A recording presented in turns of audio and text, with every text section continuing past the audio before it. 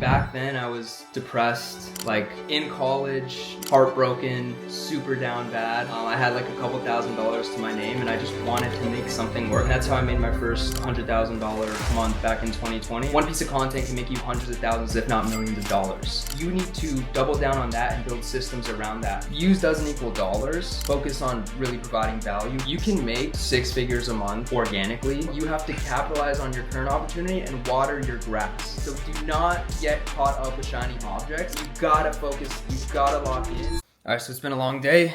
Went to the cafe today, did a bunch of work, just busy work, went for a walk, skipped some rocks, and now I have calls from 3 o'clock to 10 p.m. This is my setup. I'm literally using the iron board. Gotta do what you gotta do, but first call is with WAP. They have a community called the Power Users, which is people that sell on WAP. So I'm gonna jump on there, spit some game, and then get on to my next calls. Hold up, there we go. You got me? Let me see. Let me Can you see. hear me? Yeah, bro, I can see you. We're good. I'm good, man. How are you? Pretty good, pretty good. This is the first live stream. You're the first guest in Watt Power User, so I think this will be a baller episode because I think you Yeah. so much sauce for everyone who's watching. Yeah, no, definitely, definitely. I mean, yeah, we can for sure. The way I want to structure this is definitely figure out what everybody here wants to hear and know more about for sure. Just because I don't want to just yap about things that don't make sense for people to like learn from. So if you want to give like a quick overview of what you think I should go over, and then also if you guys want to drop some comments, that way we can structure this call in a way where we can give you guys value. Just let us know. Yeah, for sure. I actually have like a ton of different questions that we can Okay, just go bet. through. But I think for sure, like if there's a good question in chat, we just run with that. And at the end, I would love to pull up like one or two people or like three people maybe, and have them just ask questions directly to you. Maybe if they're running a business and they're sitting at $1,000 per month, like Yeah, what they could do to scale to $10,000. Like if you were in their shoes, I think that'd be super valuable. perfect. Yeah, let's run All it right. up then. All right, sick. So for everyone who's watching who's never heard of you, who are you and what do you do? Like what's the business that you run? Yeah. So my name is Tappa. My first name is Philip, but I go by Tappa online. Long story. Maybe we'll get into that later in the call on why I'm called Tappa. But basically, I've been in the game successfully since 2020. But I had a lot of failed businesses many, many years before that. Many failed attempts, shots on net. But 2020 is when I really saw a lot of success. And essentially, my approach to all of business, especially when I got started, is I really focused on content. So I've sold anything between, e-commerce products similar to drop shipping, digital products, softwares even. We even have a software. So I've sold it all, and it all was through the power of content, mainly Instagram. And I've been selling things on Instagram literally for the last 5 years. Started my personal brand 2 years ago. We have a community called Viral Creator where we help beginner creators, also business owners, scale their offers under their personal brand or faceless accounts. Gotcha. So how did you get started with Instagram? Like what was the thing that drove you to start making content? Yeah, man. So this was like 2020, COVID. I would say back then I was depressed, like in college, heartbroken, super down bad. I had like a couple $1,000s to my name and I just wanted to make something work. I couldn't take it anymore because like long story short, I did a bunch of internships, like my dream jobs. I had a lot of terrible jobs as well that were like pushing carts and stuff. And so I just like tried anything and everything I could to make money online, and it was just shots at net. So I was looking at what people were doing and trying to reverse engineer what they did, and I realized that in order to sell anything, you have to make sure that you're putting out the right content to the right people in order to sell anything, in order to drive demand inherently. So that's what I just stuck on. I started making videos literally on my laptop because I didn't know how to do it on my phone, and I was pushing those videos out on Instagram, and that's how I started making some money. And then I also ran ads with those videos that perform well organically, and that's how I made my first $100,000 month back in 2020. And I was still in college, still didn't drop out. And then at that point, I was like, okay, this makes sense. I still have no idea what I'm doing because I was just like throwing shit at a wall, but it made sense at the end of the day. So I just kind of stuck to it, and now we're here. I feel like most entrepreneurs have the exact same story. It's like just consistently trying shit until something works. And it Yeah. sounds like you figured out what that thing is. And what is that business that made you the $100,000 that you said? Is it just the business that you're Yeah. running right now? Yeah, so essentially like what I started off with was faceless Instagram accounts. And so one of the fulfillment models that I used back then was drop shipping, but I wouldn't call drop shipping a business model. It's more of a fulfillment model because at the end of the day, you have to still understand how to market the actual product. So back then, I was actually selling waist trainers and doing it through Instagram. So I started an Instagram account and I started clipping up and reposting content on that Instagram page. Started making money, and then I was like, okay, how do I scale this up? Connect the Facebook ad account, run ads, and the ads were super profitable. And I was just doing that. And then I realized that you can also sell like digital products. You can also repost short form content on TikTok because TikTok was a big thing. So basically, just capitalizing on any platform for distribution, specifically for short form content, and that's kind of how I saw my first success. Gotcha. So what's like the biggest piece of advice you would give to someone who's potentially making $1,000 per month right now, and Yeah, they have no social presence. They just want to start making Instagram content. They want to start making sales. They have no idea with ads, no idea about any of that. yeah, They're just trying to scale to that point. yeah. And what business would that be? Do you think it'd be just like info or? Let's just act as if it is the exact same business model as yours. So it's like maybe content creation. Yeah. Yeah, I got you. So if you're making $1,000 as of right now, if you're making money, then you have to understand how to like double down on the thing that you're currently doing for marketing and how to scale it. And let's say just every most people are going to scale their info business, software, physical product business through content because that provides you the most leverage in your business. One piece of content can make you hundreds of thousands, if not millions of dollars. And you need to double down on that and build systems around that. One of the biggest mistakes that I see new people on Instagram make is they're trying to be creative without understanding the foundational skills and learning through first principles when it comes to actually creating content. So you need to first understand, and through understanding you're going to be able to innovate. And what you should do is understand what the top people in your industry are doing. Look at their accounts. You know exactly what they're posting. Everything's out there. Their organic posts, their ads, everything's there for you to look and see and basically funnel hack. And you need to understand what they are doing. Try to mimic that for your own page. And as you develop the skills, you're going to be able to innovate on top of that. So really just stealing like an artist is the best way to get going and doubling down on what works. Instagram's a database, right? You have a database within your own companies. You should be constantly looking at what's working and what's not working. If you're not tracking what's not working, then you're just completely fumbling the bag. You're just trying to throw shit at a wall without logically seeing what's sticking. Yeah, bro, that is what I've been preaching for so long. I think everyone tries to make something so like different, unique, where it's Yeah, like that's a good thing. Like, don't get me wrong, it's good to be different and unique, but at the same time, if you're trying to reinvent the wheel when it's already fully functional, it just doesn't make sense. And the best part about Instagram as well, like you said, is it's really just an aggregator. You could just scroll, you can mark posts as interested, and then yeah, find the top performing posts in your niche and just right. pretty much transcribe it. Like there's so many different softwares. Like you could use Veed to just transcribe a video and just Yep. literally put it into a Google Doc, edit it to make sense with your niche, and then you have an entirely viral format. And Yeah. the best part about that too is, like you said before, with Facebook ads, and that's kind of what I want to dive into a bit because I do see that you run some Facebook ads. I'm just curious, how does Mm, that work? So like for someone who's good just starting question. for the first time and they're making organic content, it's getting a lot of views. Like, what first of all makes you decide to use a piece of content as a Facebook ad, and how do they even get started doing it? So the first thing that you need to understand at a deep level is, let's say you have an Instagram page, you're already making a couple $1,000s a month from it, whether it be a personal brand or whatever. You need to make sure that you optimize organic first, especially if you don't have a lot of money or time to invest. So optimizing organic is the first thing that you should do. See what messaging is resonating with your audience, because oftentimes like you need to understand that just because you get views on your content doesn't mean that those views are actually going to convert into revenue.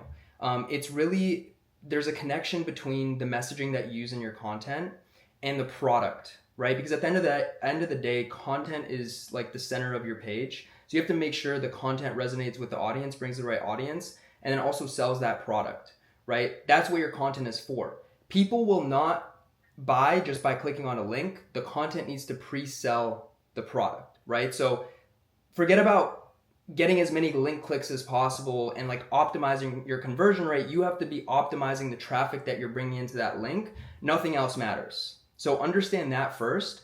Once you figure out what your core offer is and who you're speaking to, what the pain points are that you're trying to solve for, then you can start pushing ads. Now, I don't recommend you push top of funnel ads at the start. You should always optimize your organic, build systems around it, right? Not just reels, we're talking carousels, we're talking stories, we're talking DMs, get a setter in there, right? Those are pillars that you have to focus on when you're scaling organic. Now you can run retargeting ads to your existing followers.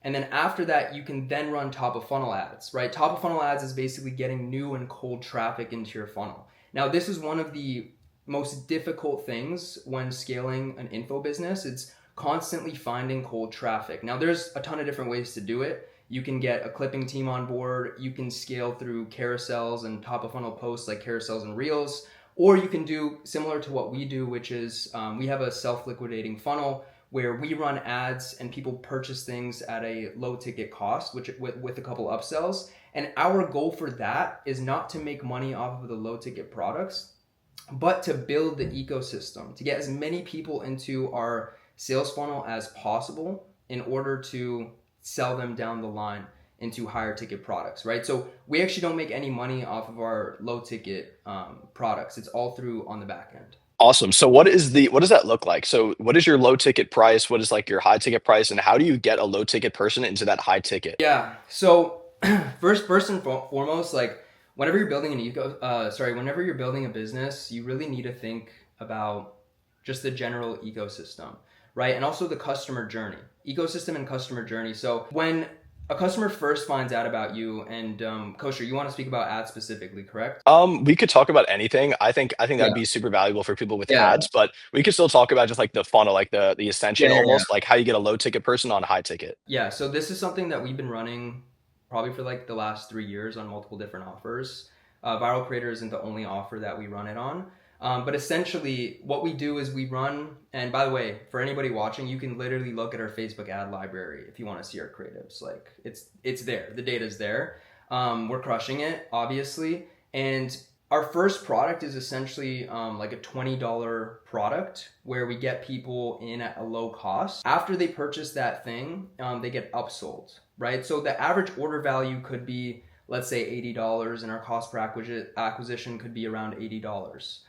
So our low ticket product is just like a 2-hour course on how to start with faceless Instagram automation, which is honestly some of the best, sauciest, most valuable videos out there on the topic, in my opinion, because I've been in the game for a while and nobody's really putting out value like this. So it has to be extremely good, right? Because if you're getting people to buy, but they're not ascending, that's where you have a funnel issue. So the low ticket products have to be so fucking good that people want more, right? They want your support. They want to join the community. They want to talk to somebody and communicate. So that's the first thing. If you have shitty products on the low ticket, you're not going to be able to ascend anybody.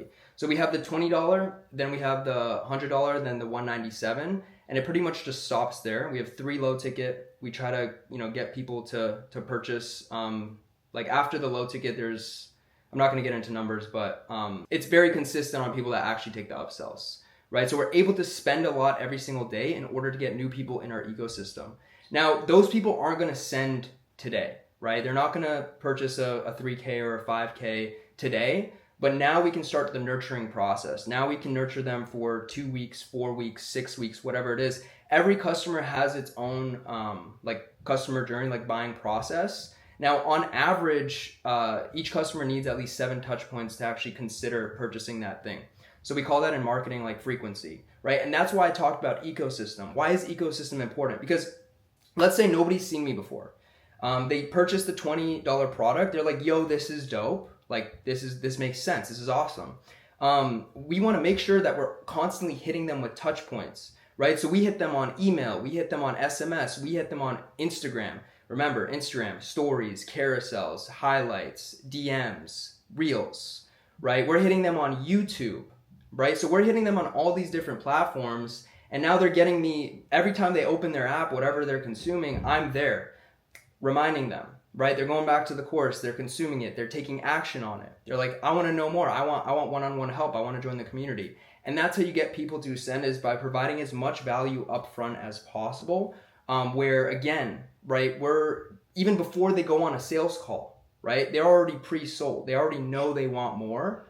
And so that's your job as a marketer, to basically convince people to buy before they actually whip out their credit card and click that link. Gotcha. And that right there is sauce, because most people, what they do is they just launch some sort of offer, some low ticket. They maybe put like a 20-minute course and they're like, why is my funnel not converting? It's usually it's largely due to like the fact that they don't, number one, just don't have enough touch points or audience resonation. Like what you're doing, where Yeah. it's like you're targeting them on email, you're targeting them on Instagram, you're targeting them on YouTube. Yep. All of these places are, first of all, free for anyone to go on and start making content with, and you can start driving traffic. You don't have to like, that's why I'm going back to like the ads. Like you don't necessarily even need to run ads off rip. Like if you're trying to Yeah. scale like past a certain number, for sure ads do help. But if you have that organic, it seems like for you at least, it is one of the biggest levers for driving the most amount of your sales, if I'm not Yeah. mistaken. You can make 6 figures a month organically. You can make it. And that might sound a little bit far-fetched, but we have many people in the community that are making 20 to 60K a month organically, right? And that's not because they're getting 10 million views every single month. It's because the content they're pushing out is for their target audience, and that connection between the content and the product is extremely dialed, right? And they also have some resources, like for example, YouTube is long form content that builds the relationship with the person on the page, or the company, right? Because if you watch a 60-second video, you don't really care, right? The 60-second video is your top of funnel. It's for you to get into the ecosystem, right? That's like the first touch point. But now you have to somehow build a relationship. You have to get the audience to build a relationship with your page, or with your personal brand. So by the way, in 2025, it has never been easier to get views. It has never been easier to get attention. But if you want to make money, you have to learn how to keep attention. And that's the problem with most businesses. That's why you see personal brands with 100, 200, 300,000 followers, and they're making, 5, 10K a month, because they're not focusing on keeping attention and nurturing that audience. Yeah, and another cool point that you mentioned before is the fact that these people, like, they have such a large audience, but the thing is the content that they're making doesn't necessarily drive sales. Like views aren't all necessarily equal. Like you could get 200,000 views on a meme, but that's going to convert no one. But if you get 200,000 views on a coaching video, that will get you a couple people. So Yes. that really determines on your success, like for sure. Like the content that you're making has to correlate with the people who you are trying to aspire to be. So if you're in the content space, Tappa would be that person for you. Or if you're in the sports betting space, you find a person who's the top in the field, seeing what they're doing, check their Facebook ads library, check their Instagram, potentially even go through some of their funnels just to see what it is that they are doing, because you don't necessarily have to reinvent the wheel to get a Yeah. ton of traffic and build an actual offer. And I'm just curious, what is the number one mistake that you have made yourself that people could try to avoid when starting your business and scaling it up to the point that you have it today? There's a lot of mistakes. A lot of mistakes. I would say one of the main one is, especially if you're pushing content for your marketing, is focusing on dopamine, focusing on getting the views, getting the followers. It's nice, but you guys got to understand too. I know people with 40, 50,000 followers on their personal brand making 300-400K a month, right? So views doesn't equal dollars. Focus on really providing value. That's one of the main mistakes I would say, is just looking for those dopamine hits. And at the end of the day, business is there to make money, to provide value. So you really have to focus on that. That's the first one. The second one is something that I dealt with, and I know everybody deals with this, is as soon as you start making money and you slowly start figuring out entrepreneurship, you now have the skills available to seek new opportunities. And so through those new opportunities, we call those shiny objects. Those opportunities are not for you to take right now. You have to capitalize on your current opportunity and water your grass, right? So do not get caught up with shiny objects. I could see a million opportunities every single day, but you gotta focus, you gotta lock in. If you won't, then you're gonna be hopping to business model to business model to business model. And the person that your friend that stuck with the same business model for 5 years is now pulling in $1 million a month, and now you're still stuck at 20, 30K a month. Yeah, I'm not gonna lie. I'm victim of that too. Whenever there's like something new or interesting, I always like run right to it. Especially like with AI, for example. I'm like, how could I plug AI and launch a business with this? And I feel like the large I majority. see your Instagram stories. You're always like plugging new ideas out there. Yeah, I just have a lot of ideas. So I share them to the world because I'm like I'm not gonna do it. I'm so busy with WAP stuff. But yeah, that is actually probably one of the biggest things that I notice with most people. And the large amount of people who have launched businesses or have started a business usually just give up and just move on to the next shiny thing. Whereas that business could have potentially worked. Like that business could have thrived. It could have made 100K a month if they just stuck to it for maybe a couple of months. And that's kind of getting into something I want to touch on a little bit as well is do you think like do you think that separates people who succeed versus don't succeed, especially with like social media or their business in general, is they just give up too quick or just move on to the next thing? I think iterations are extremely important. And here's the problem with most people. I kind of talked about this on my story today. There's three types of people. There's the ones who try, fail, and quit. Then there's the ones who try, fail, and keep failing. And then there's the ones who, try, fail, optimize, and then succeed. And most people, especially if you're in this call and you can't grow your business, you're the second type of person where you're doing the same things every day, expecting a different result because it's currently working. But what most people need to understand is if you want to grow as a business, you have to make sure you're constantly iterating. And if you look at some of the biggest companies in the world, Netflix, LinkedIn, and you realize, you understand, okay, why are they at the top of the game? Amazon, why are they at the top? Is because they're constantly iterating and they're doing 1,000, 2,000 iterations every single month per vertical, marketing, operations, logistics, whatever it is. And they're constantly optimizing. And that's the only way you're going to be able to grow as a company, by constantly testing and see what works. Now, that's not to say what you're currently doing is wrong. Figure out how to either automate or scale the current thing that you're doing in terms of how you're bringing your revenue in, and spend a little bit more time figuring out what are the new things I can try that will 10x my business within the next 12 months. And a really good book that I recommend everybody read is 10x is easier than 2x. And the whole premise behind that book is to get rid of whatever 20% of your time yields 80% of the results. So get rid of that 80%. Try to automate it. Try to hire a VA. Try to hire an agency. Get rid of the 80%. Keep getting rid of the 80% and try to build on the 20%. Like, what is the 20% that is currently making your business actually run, generating you income? Keep focusing on that. Keep hammering down on it and optimize it. And through that, if you do it every single day, success is a lagging indicator, right? So in 3 months, you're going to see massive improvements, 6 months, 9 months, 12 months. That's why you see people go from broke to 100K or millionaire within 12 months, because they're hungry, they're constantly innovating and iterating on what's actually bringing the money in. Honestly, bro, that is also like huge sauce because, for example, Yeah. like the second you brought that up, like I was thinking about how Netflix back in the day, like they were essentially just a DVD service where they would just Yeah. allow anyone to rent out DVDs. But now, like they changed over the years to being a digital streaming software, and it's like relatively it's the same product. All they did is just continuously optimize to see what people consistently wanted, and they just made it better and better and better over time. And the best part about this is like even if your business isn't perfect today, it never will be. Like there's no such thing as a perfect business. It's like even Apple, they have updates every couple months. Like there's no such thing as a final product. There's always iterations and changes to be made because there's no such thing as the end product. And if you stay at your end product and you think that it's fully finished, then you're just completely wrong because just give it a couple months to a year and you'll notice Yeah. that people are going to start outpacing you. So I definitely agree with that. But what is the number one thing? Because you focused on the 80-20 rule. What is that 20% for you? Like what Yeah. is that 20% optimization that made your business to where it is today in comparison to someone Yeah. else who's just lagging behind? I would say it's definitely output in terms of content. So let me go a little bit granular and kind of help you guys understand exactly what type of data points that we look at. And let's do more on the content marketing side, because obviously there's a lot of KPIs that we can look on the back end with the sales team, operations, and like upsells, downsells, take rate, all that stuff.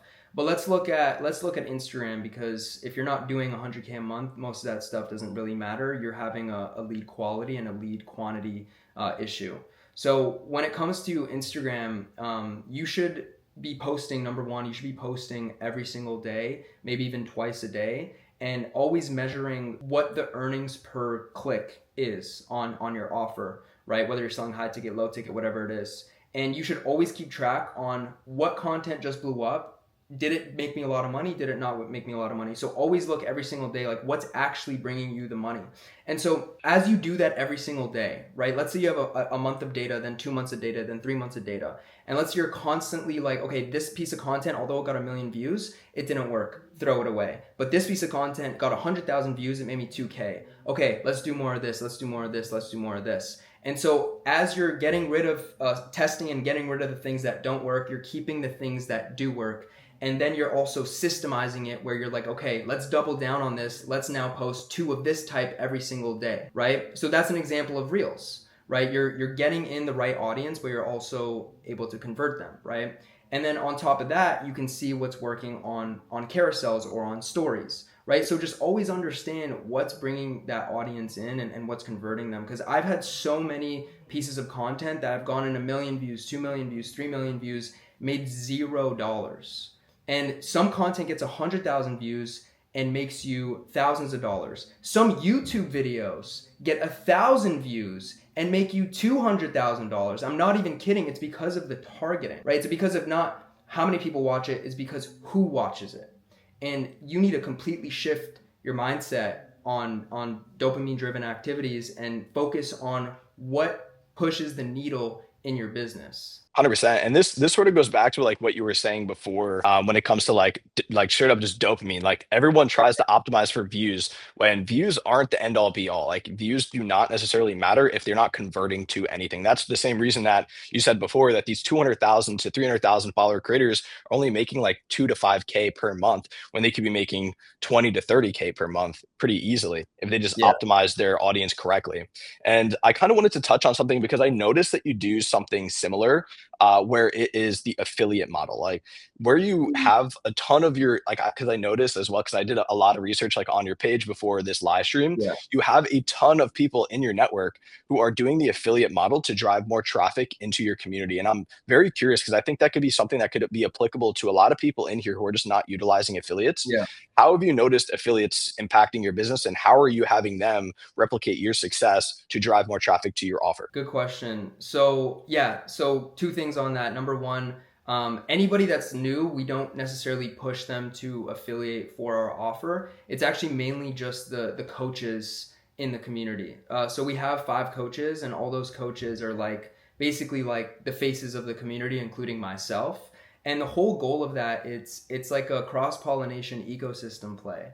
So we talk about ecosystem within one personal brand. Let's say only Tappa. We have the email list, the SMS list. We have the YouTube. We have the Instagram. But then now we're cross-pollinating audience with different personal brands and different demographics. So we have other coaches in there, Connor, AJ, Chaso, Zeta, just to name a few. They all have about 100 to 200,000 on Instagram each. And basically, like if we make content together or if we push people in the same funnel, they're going to get to know all of our faces and want to work with all of us. And how do you work with all of us? Well, you just need to join this one community and you can basically talk to all of us. And so that's kind of how we're able to expand our network. And then also, most importantly, hit different demographics, because at the end of the day, like I'm white, we have other races as coaches, and you see firsthand like who comes into the funnel, because at the end of the day, everybody builds a relationship with people who they want to be like,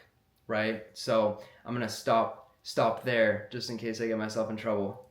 No, you're good, bro. And I mean, you're not wrong whatsoever. It's especially like with Shelby Sapp, for example. Like she's a great example of that. And she, like, I don't know if you know much about who Shelby Sapp is or what she I does, do. but She's she crushing. runs she runs a sales offer and it's targeting women. And it's like there's demographics for literally everything. Like every business has its own set of demographics. And if you're almost creating like new demographics and markets where, as you know yourself, you can't target, but you have other creators who potentially can. And a really cool thing that I think even for you, what if you had like a female creator who talks about faceless pages? I think that would be really, really interesting. I would be really Working curious to on it. see Working on working it. on that. I think Yeah.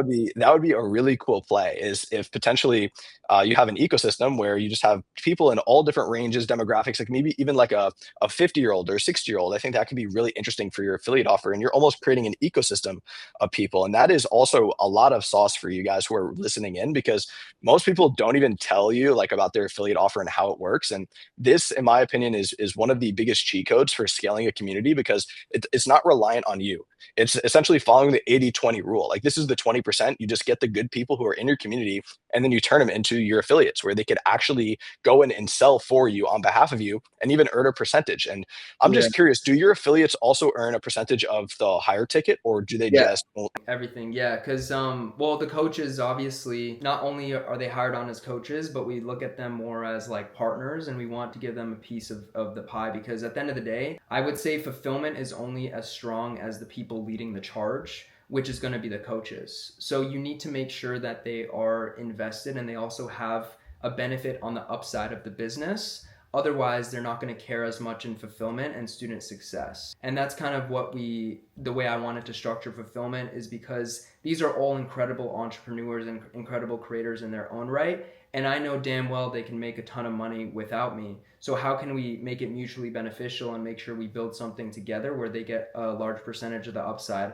I also wanted to mention something about what you said about like having different creators and different demographics. One thing that you guys need to understand when it comes to leverage, and clipping communities do this extremely well, WAP did this extremely well as well, is taking the same script and rerunning it 100, 200 times. That way you can get hundreds of millions of views rather than just 1 million views. And you guys need to understand that 80-20, that's how you double down. You see what works and you run it 100 times over and you scale the fuck out of the business. I agree, bro. Like I've been preaching that pretty much forever. It's like you don't Yeah. necessarily need to reinvent the wheel. Like everything that you need right now is on your phone. Like you don't need a fancy laptop, fancy computer. You don't need anything other than your phone, Wi-Fi, and you're good. Like you just find the top performing creatives, take the videos, transcribe them, and then you can potentially have a viral video format that you just tweak the script a little bit, and now you could sell your offer. And I'm just curious on your videos, how are you driving these people into a conversion? Like, do you do an automation? Do you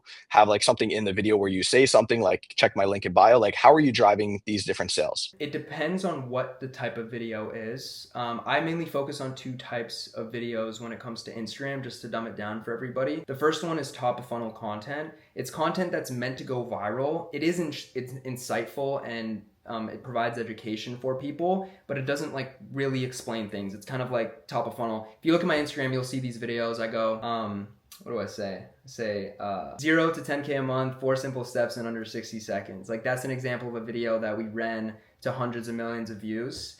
And that video is meant to get people in the actual ecosystem. Now, what we do in that video just to drive engagement, for anybody who doesn't know, like short form content, Instagram, the algorithm works off of retention and engagement, simple as that. Retention as in the video has to be packaged in a way where people watch the full thing and people anticipate some sort of value at the end. Engagement meaning comment this keyword and I will send you this resource. And that's how we farm a little bit more engagement on the videos. And so the comment CTA is at the end of the video. And what we do for the top of funnel people is we actually send them to a free long form training on the YouTube instead of a low ticket offer. Because again, these are people that saw me for the first time. They're not going to purchase right then and there. But if I send them to the long form video, down the line, they're going to keep up to date with me. They're going to actually appreciate and like me because I've given them so much value up front without asking for anything. So it's kind of like that jab, jab, jab, right hook philosophy. And like, shout out Gary Vee. I think he's the one that wrote that book. Bro, like he's ahead of his time. You know what I mean? Like he knows what he's talking about. Jab, jab, jab, right hook. Make sure to give as much value up front. Keep people in the ecosystem. Produce enough goodwill with them. And that way you're going to present them with an offer in the future. So just to give you a brief rundown on how that looks like on the back end, we use ManyChat automations to actually push the automations in the DMs. So people comment a keyword, ManyChat fires off. We send them to a free YouTube training. They subscribe to YouTube, whatever. But then you could actually do follow-ups in ManyChat. Be like, hey, did you watch the video? Hey, if you want to learn more, here's the low ticket offer, right? And that way we're doing the jab, jab, jab, right hook. We're presenting the offer a little bit after, later on in the customer journey, right? So I don't even know if I answered your question, but That's it. You answered the question. That's perfect, honestly, and it almost goes back to like the jab, jab, jab, right hook is very similar to the seven touch points. Like it's basically the same concept, Yeah. and that's pretty much what you're doing. Is you're kind of warming up these leads, and that's the thing that I want everyone who's watching this to take away from this. Essentially, is you need to have a lot of quality content. Number one, and number two, you have to provide enough value to increase your conversions. Because if, for example, I'm posting a meme and then it's a comment call to action. Some people just comment the word just to see like what it's about, and then they'll click on the link and be like, "Oh, I'm being sold some shit. Like, what is this?" And just click off. Because just because you get a million views doesn't mean anything. But it's all dependent on how you use those views and the audience of which you are driving these views. And you're doing that very, very well. Where it's like you do have a top of funnel type of style, where it's like you get these people, you teach them a topic that will get a lot of views. It won't get conversions, it will get views. But then from those views, you drive them to another touch point, which is your YouTube. And on your YouTube, that's where you give them the actual sauce and Yeah. they'll follow you more along with that journey. And doing that paired with the ManyChat automation, where it's like following up, like, did you watch the video and different follow ups? That just gets them like constantly, like that keeps you in their head. And that's like probably one of the best pieces of advice for everyone who's watching to add to their business is try to add as much value upfront, no cost, and Mhm. then you get them into a low ticket offer, which is what you were talking before. And that low ticket offer is more so just to get people aware of the two, like for example, in your case, a 2 hour long you not YouTube, you, a 2 hour long course Of where you're course. going directly in and just giving them as much value as humanly possible so that they almost feel indebted to you. Like, I only spent $20 on this and I have a 2 hour long course and there's also Mhm. potentially a community or whatever. I'm gonna buy whatever the fuck this guy wants me to buy because this is so much value, this is so much sauce. And especially if they make, because $20, like if these people make $20 using your information, which they 90% will if they actually follow it correctly and maintain with posting, they'll just buy the $100+ offer or even a higher ticket at the end of the day because they see the value in it. And that's something I want you, all of you guys, to add to your businesses. Try to provide as much value as possible and then offer this out. Also, just to add to that too, value also comes with a cost because through value, you have to be spending a lot of time creating that value. And one thing that I do want to mention, which is maybe the third thing that most entrepreneurs mess up on, especially at the start, is that concept of just focus. I don't think a lot of people understand, but you can make millions of dollars a month just from one platform, right? Just from focusing on Instagram and maybe a little bit of YouTube for long form, whatever. But a lot of people think they need to try all these things, but you're just one person. So how about master one thing, build in there, and learn how to scale on Instagram? And that's why I pick Instagram, right? It's not that TikTok is bad or YouTube Shorts is bad. Is that Instagram has one of the biggest audience, but also the one of the most highest quality audience when you're talking about purchasing power. So we see the data. We see that if we get a million views on TikTok and a million views on Instagram, and we actually calculate how much revenue both of those things are driving, Instagram's making 70 to 80% of that money for the same amount of views, right? And YouTube Shorts is even worse. It's YouTube Shorts is just dog shit. So yeah, just focus on Instagram. Yeah, bro, I agree. The thing is with TikTok as well, a lot of people run into issues with banning, especially when you're talking about money, anything to do with money or like any talking point where it's like, oh, here's how much money I made or anything like that. It Exactly. tends to get banned a lot, and that is a big issue, especially if your business is relying on that. If your business has nothing to do with that, then you should be fine. But the only downside to using TikTok as well, like going back to what you said, is they don't really have a many chat style automation. They don't want people clicking off platform. Whereas Instagram almost incentivizes, like they want people to use the many chat automations. They want people to make money because they don't pay based on views like Yeah. TikTok does. So TikTok wants people to stay on the platform, and Instagram is more likely to get quality conversions for your business, especially if it's like a higher ticket type of thing. So yeah, I'm just curious, what made you choose WAP and how did it help your business? I have a little bit of a interesting history with WAP because back in I think it was like back in 2022. Long story short, we were running Discord servers, right? Back in the days, WAP didn't actually have like their own platform hosting courses and all that stuff, and it was actually WAP integrated with Discord. WAP was like facilitating like transactions and the integration between WAP and Discord. And then WAP, obviously, like you guys built a whole platform, courses, everything looks phenomenal. There's changes way too often, but great job for the most part. And I would say WAP is just like the all-in-one solution, and one of your biggest moats is payment processing. I think that's one reason a lot of people use you guys, is because you guys not only have payment processing dialed, but you also have support dialed when it comes to payment processing. So for like disputes, refunds, all that stuff, it's a lot lower risk than if you were to use Stripe. If you use Stripe, you're probably going to get banned pretty much immediately. So that's one of the coolest things. I think in terms of what we teach and what we do, Content Rewards is incredible. Just like a self-serve place where brands can do CPM deals. That's really sick. So yeah, I think as far as this whole space and where to host your community, probably WAP is definitely on top. You guys gotta stay on top, otherwise someone's gonna come after you. I already get hit up by like a bunch of different softwares that are basically doing the same thing as you. So you guys gotta keep pushing, stay on top. Yeah, we're always making changes to like updates, adding apps. Like I don't know if you like because you've seen some of the apps like Concert Wars. We're working Yeah. on a ton of other ones behind the scenes. So there's gonna be a ton of sick updates when it comes to that. We're also adding a feature called invoicing. Well, it's Mm. basically it's invoicing, so you can just send like for example, if you have a brand deal, you can just send it right over. We'll Yeah. get more into that at the end of this week. I think that'll be super helpful because you don't have to send a checkout link anymore. You can send it right to someone's Yeah. email, similar to how you do with Stripe, and that should be able to allow you to Yeah. process these brand deals a lot easier. I feel like what you guys are doing, we were talking about it with Stan stores, like you're just taking like these one utility companies and you're integrating it into WAP and you're basically using that as your lead magnet for new creators. It's pretty fucking smart. I'm not gonna lie. Yeah, and we have a ton more coming. So Yeah. I can't really go too in depth, but the team is crushing. We're always like I'm up to like 5 a.m. most nights. Like last night I went to bed like 5:30 just getting shit done. And yeah, it's super sick to see how successful you are, especially using WAP. And I think we could definitely cook some more stuff up together. And I would Yeah. love to pull some people up to see if they have any questions for Yeah, you. it's fun. So if anyone wants to pop up, just request. Feel free to just raise your hand and I'll let you right up You can also drop questions, obviously. I know some people don't wanna like get on camera. for sure. Let me see.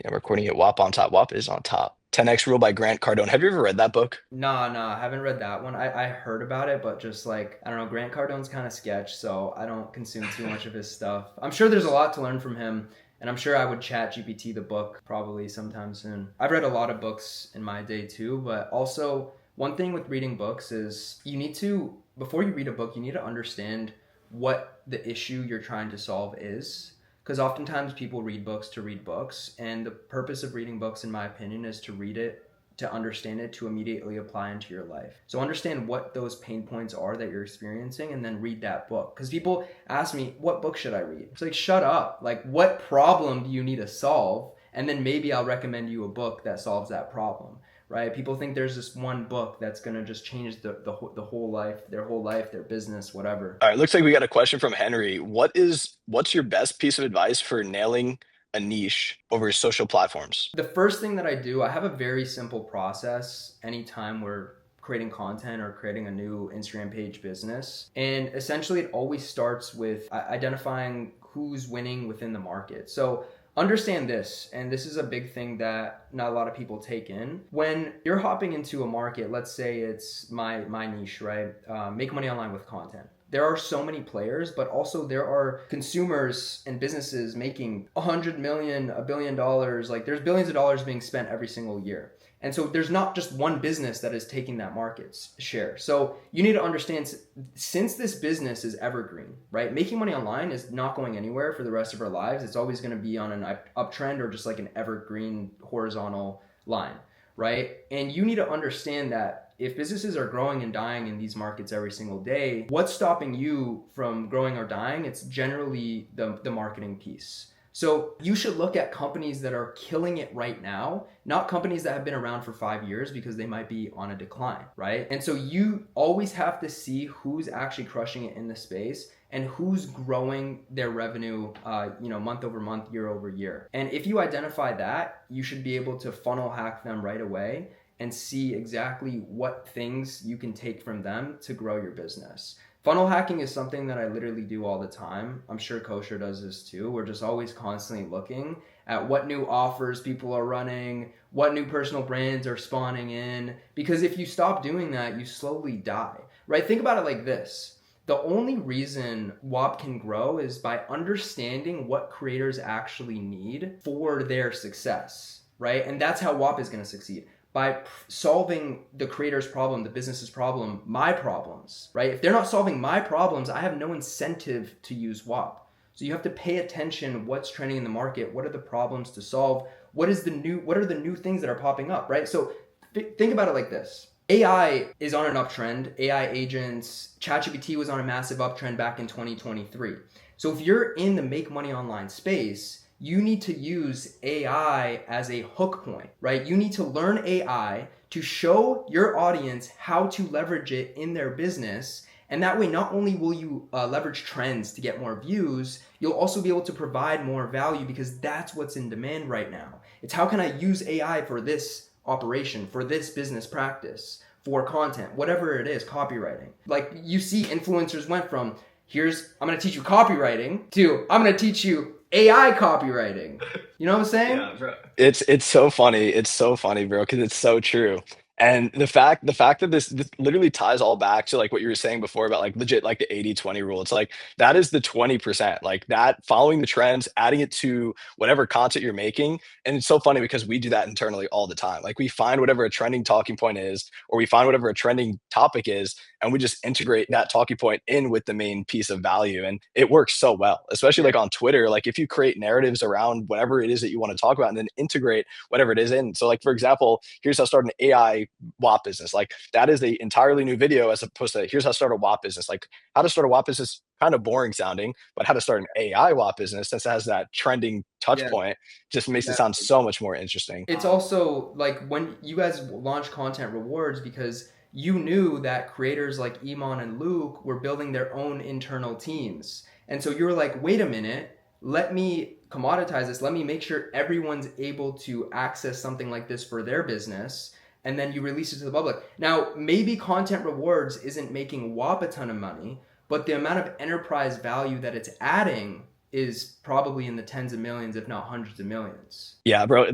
And like, I don't want to get too specific in names, but I have the craziest people like messaging me, DMing me like constantly that are now hearing about WAP for the first time. And that literally is exactly what you said before. Is like you want to find whatever that moat is, especially with your business, and you want to optimize as much as possible. And that alone has gotten WAP some of the biggest people in the world. Yeah. And that like I think that's sauce for everyone who's listening. I know I keep saying that, but there's so much value in this live stream for sure for anyone who wants to. Gotta clip this up.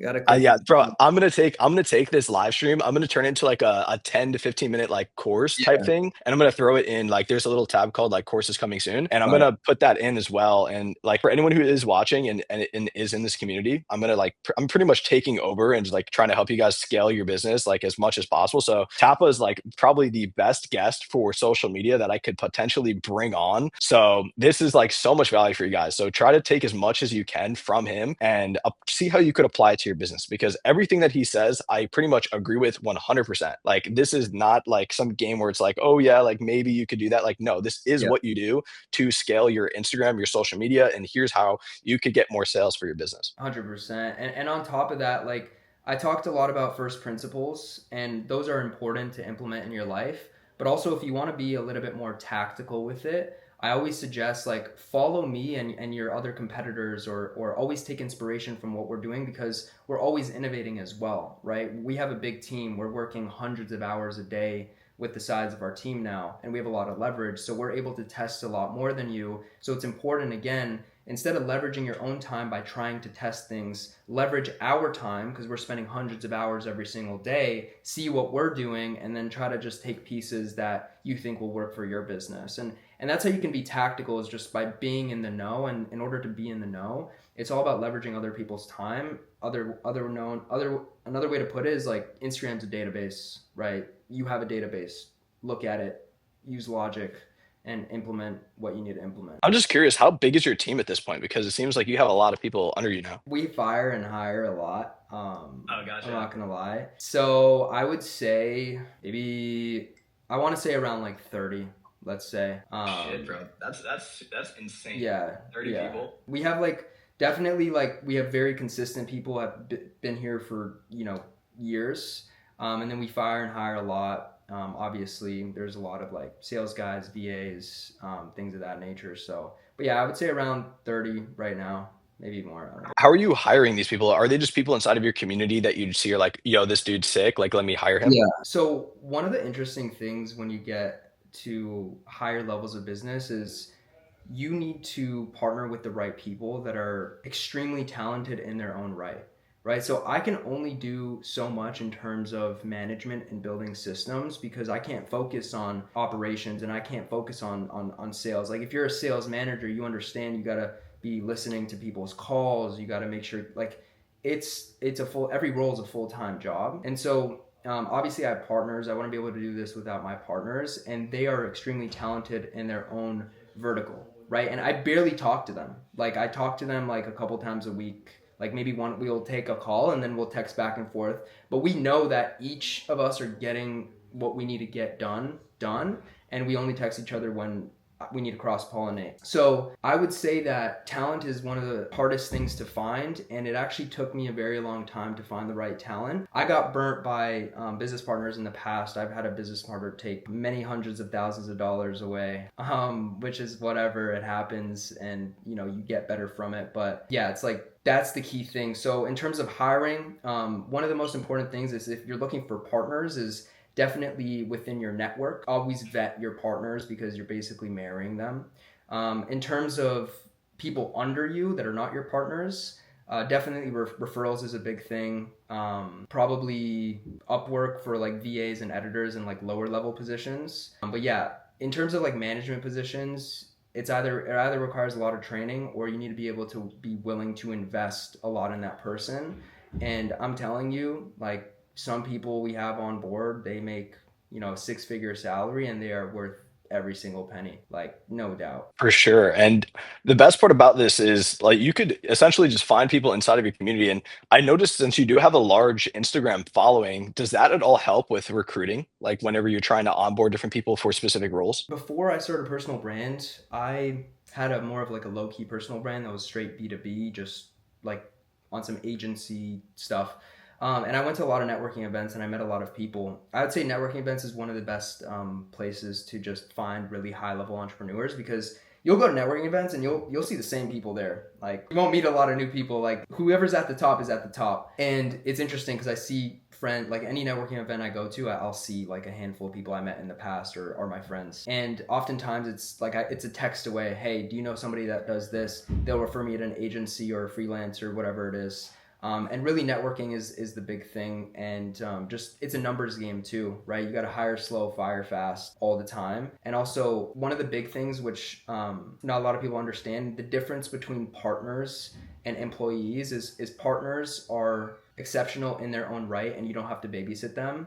Employees, in order to hire for something, then you need to understand what that something is at a deep level. Otherwise you don't know if that person is doing a good job or not. So really understand the task that you're hiring for. And oftentimes it sucks to say, but I have to do a lot of shitty things at the start of like new thing. Like I don't even want to get into specifics, but there are some really shitty days that I have because I need to master this thing before I actually build an SOP and hire someone to do it. And that's just what it is. You have to get it done to understand how it's done properly. For sure. And I'm just curious, what was the number, like the first thing that you've ever hired someone to do that you just had to learn yourself Yeah. and something that you just didn't want to do? Like, how are you determining what to hire for, especially when you're just getting started? Because everyone who's watching is, well, not everyone, but a large majority of people who are watching have never gotten to that point where they are running their business, they're trying to scale it, but they don't know who to hire and for what. Like, what made you determine I need to hire this person for this specific thing? Editing. I hate editing. I hate editing so much. So really like think about it. Editing is one of those things where it can take you an hour, 30 minutes an hour to edit a video, right? Depending on how good you are. And if somebody can do it overseas for $10 to $20, you're now valuing your time at $20 an hour. Right? So if you are making a couple $1,000s from your page and you're posting once a day, in order to outsource all of the editing, it's going to cost you $600 a month, right? So figure out how valuable your time is and try to outsource as much as you can or hire in-house. And that's one of the first things, especially if you're creating content, is like if you're creating advanced content, you're spending an hour a day on editing. You got to hire an editor as soon as possible. Another thing is, let's say you were doing your own fulfillment, customer support, right? You're getting customer support emails every single day. You're spending an hour a day, right? That's 7 hours a week, and that's just mindless shit that you shouldn't even be worrying about. It costs $3 an hour to hire a VA to do it, right? So now you're valuing your time at $3. You know what I'm saying? So really look at everything that you're doing. Obviously, always pay attention to the revenue drivers. And then also the back end admin tasks that cost $5 an hour to outsource, right? Just don't be cheap and figure out what those things are that you're wasting your time on. I would say everyone should read even Deep Work. Deep Work's an incredible book that teaches you how to, look at your day to day, look at the time you're spending, and really just section it off.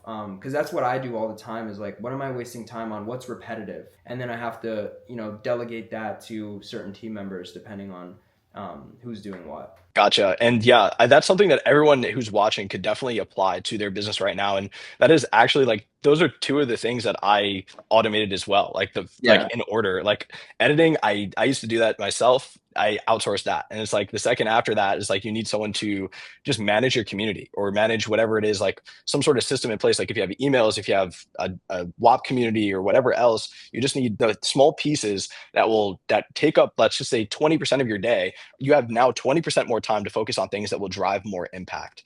And that Yeah. is something everyone could definitely apply to their business. Yeah. Let me just A lot of people see. are cheap. A lot of people are cheap. You got to just spend the money. You got to make the mistakes.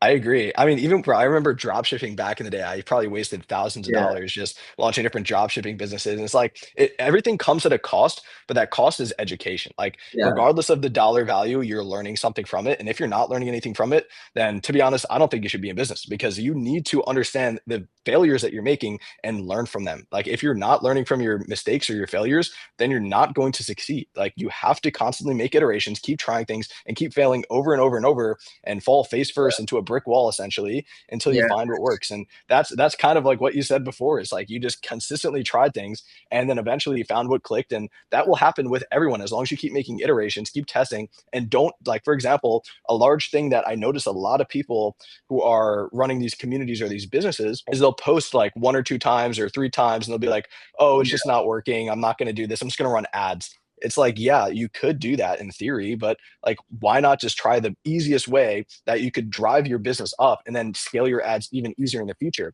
It's like, you don't want to just run to the easiest option. Like, you have to fail. You have to make these constant iterations to Mm. actually scale your business. 100%. And it's easier to do that with systems too. But again, in order to build systems, you need to understand what you're building in the first place. Otherwise, you're just going to be throwing money down the drain. For sure. Let me see if there's any other questions, but bro, it was fucking sick talking. I would Yeah. love to do this shit again. And 100%. I love everything you say pretty much because it's like it's literally just like it's Why are like you I'm speaking. glazing, bro? Why are you glazing? Bro, it's like I'm speaking to myself right now. It's like it's so funny. Yeah. Gotta hop off, head to class. Best of luck for your sauce. Thank you, Henry. Dropping some atom bombs of common sense, easy and powerful. Good questions. Editing is definitely huge. One of the things I'm working toward.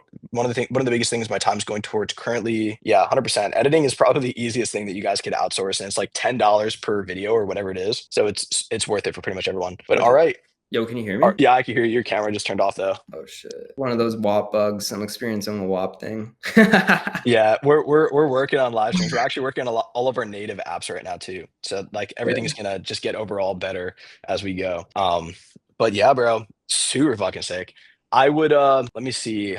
Is there a place that people could find you? Just out of curiosity, like you could link it in chat or let people Yeah, see where I'll they can find just you. I think just Instagram honestly, or honestly YouTube. I've been posting a lot of really good shit on YouTube. And here's the thing, a lot of my YouTube videos are mostly B2C focused, but there's a lot of B2B value in them if you just extract it, right? Because the reason why it's more catered towards B2C is because I want to attract a broader audience. But in all honesty, I just dumb business concepts down to consumers in my content. So watch my YouTube, check out my Instagram, funnel hack me. Like guys, literally funnel hack me. I'm telling you, we are crushing it.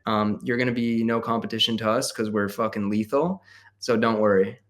Sick, bro. And if you guys want to check him out, make sure to check that link that he sent in chat, which is Instagram. And he provides a ton of value, ton of sauce, especially on YouTube and Instagram. And there's so much like even with the Facebook ads library, like no one says that shit. Like check my Facebook ad library and get some Yeah, ideas. Like that's super fucking funny.